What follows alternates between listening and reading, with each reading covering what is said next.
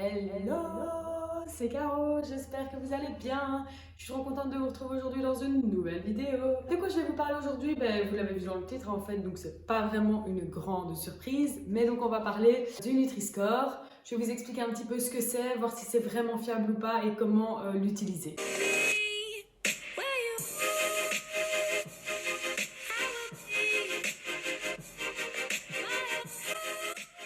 Tout d'abord, on va faire un petit rappel sur ce que c'est le Nutri-Score. Il s'agit d'un système d'information nutritionnelle qu'on va retrouver sous forme de logo à l'avant des emballages, qui va être là pour informer sur la valeur nutritionnelle des aliments, dans le but de permettre au consommateur de mieux interpréter l'étiquetage nutritionnel et de lui permettre de faire des choix plus sains au niveau des produits dans le magasin. Comment il est calculé ce Nutri-Score? Il est calculé à partir d'une méthode validée scientifiquement qui va tenir compte de différentes choses. D'un côté, des éléments à favoriser, notamment les fruits, les légumes, les légumineuses, les protéines et les noix.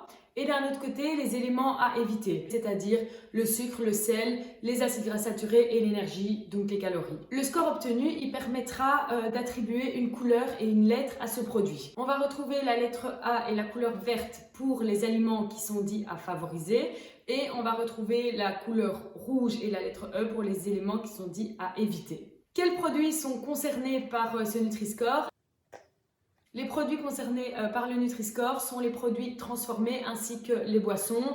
Ceux qui ne sont pas concernés sont les produits frais, donc les fruits et légumes frais, les poissons frais ainsi que les boissons alcoolisées. Toutefois, il faut faire attention parce que le Nutri-Score ne tient pas compte de différents éléments. Il ne tient pas compte de la taille des portions, il va vous renseigner pour 100 grammes ou 100 ml de produits. Il ne tient pas compte de la présence d'additifs, de la présence d'allergènes, de la présence de résidus de pesticides et également d'éventuelles transformations que l'aliment aurait pu subir au cours de sa fabrication. Toutefois, il faut quand même faire attention à l'utiliser assez intelligemment. Je vais vous montrer quelques exemples qui montrent qu'il n'est pas à 100% fiable et qu'il est quand même nécessaire de lire la liste des ingrédients comme je vous l'ai expliqué dans une autre vidéo sur les étiquettes alimentaires que vous pouvez aller voir, je vous mets le lien dans la barre d'infos. Par exemple déjà, quand on prend le Coca Zéro, il fait marquer qu'il a un Nutri-Score B, qui est donc un élément à favoriser. Or, on sait bien que le Coca Zéro reste à éviter parce qu'il possède des édulcorants qui, sur du long terme, peuvent être néfastes pour votre santé. Ensuite, si on prend un produit normal et son produit allégé, le produit allégé va avoir un meilleur Nutri-Score parce qu'il va tenir compte uniquement de la présence de sucre, mais il ne tiendra pas compte de l'ajout d'additifs. Et donc, il va vous recommander le produit light qui sera bourré d'additifs et qui sera beaucoup plus transformé que le produit brut qui contiendra au final juste un petit peu plus de sucre. Encore une fois, pour utiliser le Nutri-Score, il faut bien comparer des produits de la même famille. Par exemple, si on compare le Coca Zéro et l'huile d'olive, on va voir que le Coca Zéro, il a un Nutri-Score de B et l'huile d'olive, elle a un Nutri-Score de C. Donc, d'après le Nutri-Score, il est plus conseillé de boire du Coca Zéro que de consommer de l'huile d'olive. Vous l'aurez compris, c'est pas fiable à 100% et il faut l'utiliser intelligemment.